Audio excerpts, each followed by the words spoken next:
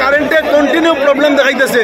হ্যাঁ, অন্যদিকে লাইন থেকে আমরা এদিকে লাইন কেটে থাকে না, এই 4 নম্বর ওয়ার্ডে আমরা এদিকে লাইন দিতেই চায় না তারা। আজকে কদিন থেকে কারেন্ট নাই? 3 দিন থেকে 4 দিন থেকে এই সমস্যায় ভুগতেছি।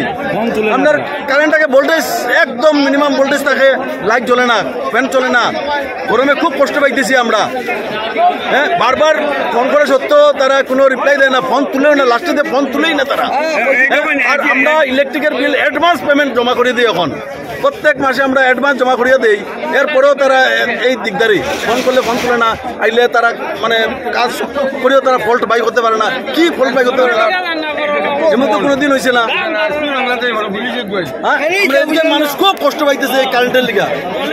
আজকে এই পদক্ষেপ নিচ্ছে, তারা যদি কোনো ভালো পদক্ষেপ নেয় এর লিগে আমরা এই পদক্ষেপ নেওয়া।